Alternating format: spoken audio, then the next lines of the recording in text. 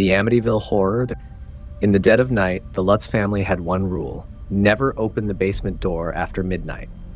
Yet every morning, they found it wide open, a damp breeze crawling up the stairs. George Lutz swore he locked it. Kathy Lutz knew she had checked it twice, but no matter what they did, the door refused to stay shut. Then, one night, their son Daniel whispered, "Mom, something's watching from the basement." And before Kathy could turn around, a voice from the darkness hissed, "I see you."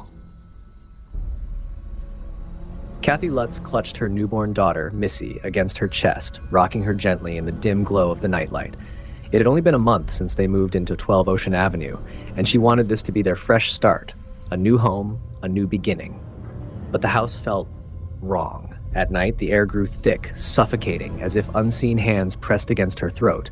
She wanted to believe they were safe, but deep inside she felt a gnawing terror, like something sinister lurked just beneath the surface of their perfect home.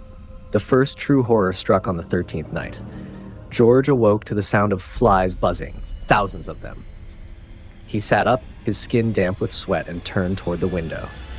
The glass was covered in black, writhing insects, their tiny bodies pulsating in unison. They weren't there yesterday. His stomach twisted as he heard a guttural growl from the hallway.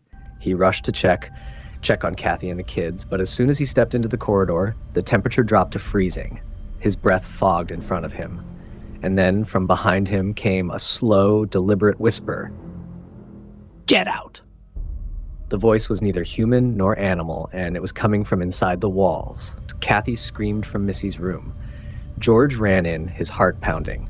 Missy was standing on her bed, talking to someone invisible. Her tiny hands reached out as if stroking a presence no one could see. "Who are you talking to, sweetie?" Kathy whispered, shaking. Missy turned, her eyes glassy, lifeless. "Jody," she said softly. "Who's Jody?" Missy pointed toward the corner of the room, but there was nothing there, nothing, until George saw two glowing red eyes blink in the darkness. The air in the room turned foul, like rotting flesh. Then Missy began to cry, deep, heart-wrenching sobs. "Jody says you can't leave, Daddy. He says you belong to the house now."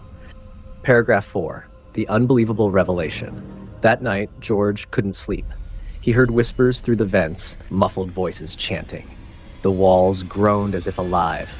Desperate, he grabbed his Bible and headed to the basement, the one place that always felt colder than the rest of the house. As soon as he stepped onto the concrete floor, a force slammed the door shut behind him. The room went pitch black. Then, the whispering grew louder, turning into screams. Shadows twisted in the corners, stretching toward him, and then the floor split open. Beneath it, he saw something that made his blood freeze. A hidden, red room beneath the house. Inside, hundreds of bones lay scattered, a mass grave. The walls pulsed with a heartbeat of their own, and standing in the center, a figure with hollow eyes grinned at him. "You were never meant to leave, George." Then, the room swallowed him whole. Paragraph 5. A new mystery for the next episode. Kathy woke up alone. George was missing. The basement door was locked, but the key was gone. The house was silent. Too silent. Then Missy sat up in bed and smiled. "Daddy is home now," she whispered. Kathy's blood ran cold, because at that moment she heard George's voice coming from inside the walls.